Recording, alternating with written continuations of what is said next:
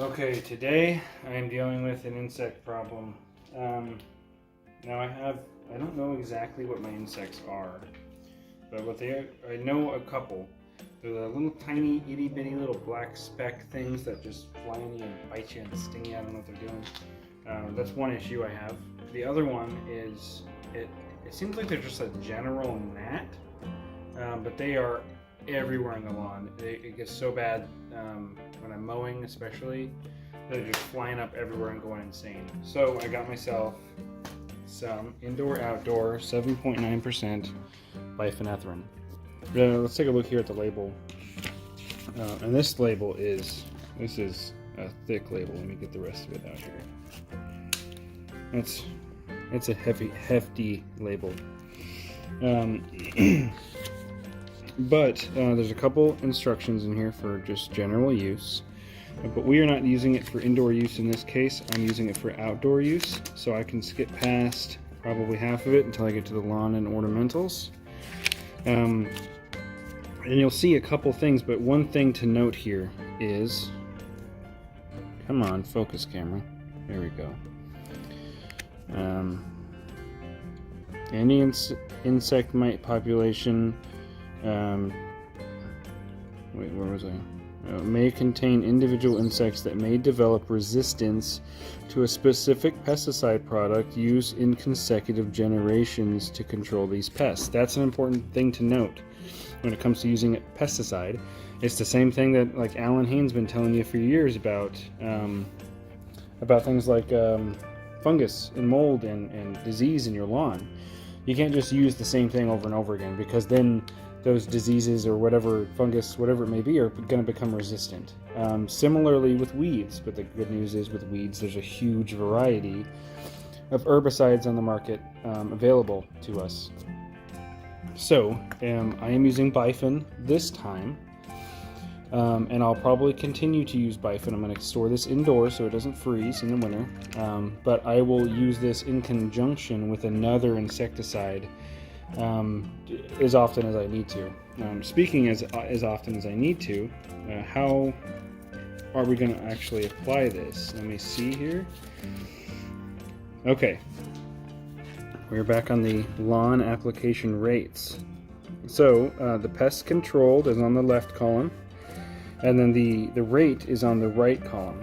Now, like I said, I know for sure I have some sort of I don't even know what they're called. I looked it up and there's so many different names for the same thing that aren't on this label. But here we go. I think this is going to be my column. So we got fleas, earwigs, crickets, crane flies, leaf hoppers. I think a leaf hopper is what I'm talking about, that little black thing. I'm not entirely sure though. But if you notice something, a pretty common thread here is that we got a range of rates. 0.25 fluid ounces per 1,000 square feet up to 0.5 fluid ounces per 1,000 square feet. And it's basically the same. Here's chinch bugs, Japanese beetle, adult, fleas, the larvae, mole crickets, fire ants, more mole crickets, stink bugs, ticks. Okay, so that's all the pests controlled.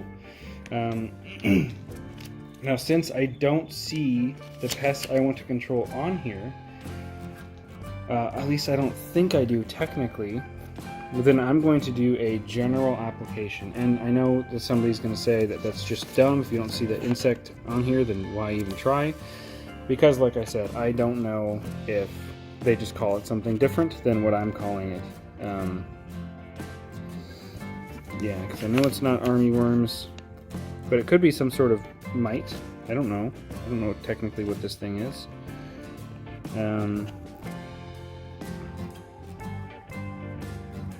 But I think what I'm going to do is, because they're so closely related to this column here, what I'm going to do is everything is basically 0.25 ounces to 0.5 ounces. So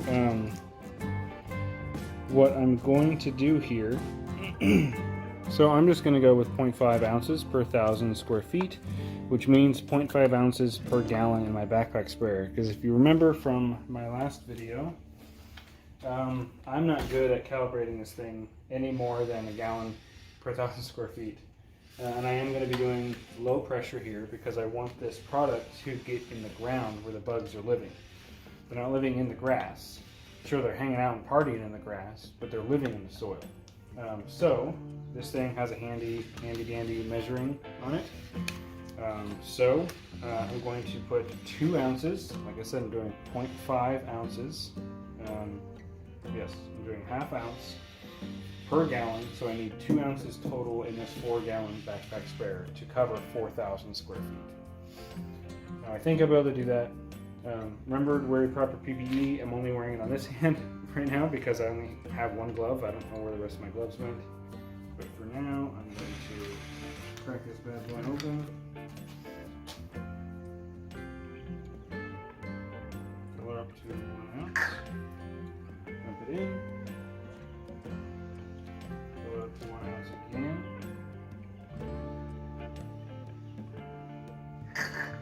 Dump it in.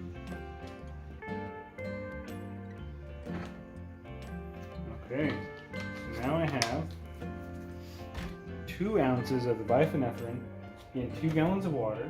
I'm going to add 2 more gallons of water, and then I'm gonna spray. So I'll see you after it's sprayed.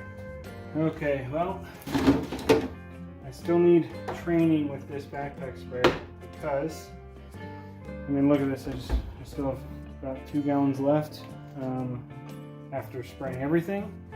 Which that is a total of, let me see here real quick, and that is a total of just barely 10,000 square feet. So I ended up using, let's see, 8 gallons to cover 10,000 square feet. So I did not get enough of this down, but the nice thing about Bifenthrin is the fact that it does have that range for most of those pests. So we'll see if that works. It basically ended up putting down like 0.3 ounces per 1,000 effectively.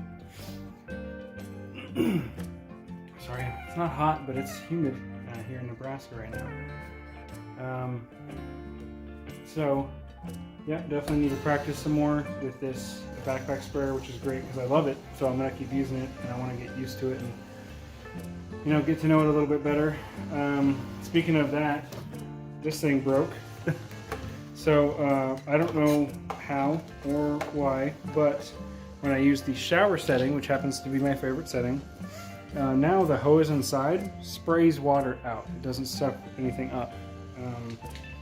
So I had to use the fan setting last time I sprayed, and I don't really like the fan setting, but I'm also noticing that the fan setting stuff is coming out all weird. Sometimes it'll be clear, sometimes brown, whatever. So I'm going to eventually buy a new one. I'm not in a huge rush for it because, like I said, I want to get to know this thing a little bit better. Speaking of the sprayer, they don't tell you this, but when you take it off, take your right arm out first and then let it, you know, do the backpack thing on over your left arm. Because if you do it over your right arm, this thing will scratch the crap out of you, and it doesn't look that bad, but it stings. Anyway, sorry to make this video so long and ranting, but yeah, that's it. I appreciate you watching. If you liked the video, go ahead and give it a like. If you loved the video, subscribe if you want. Otherwise, I'll see you in the next video. Peace.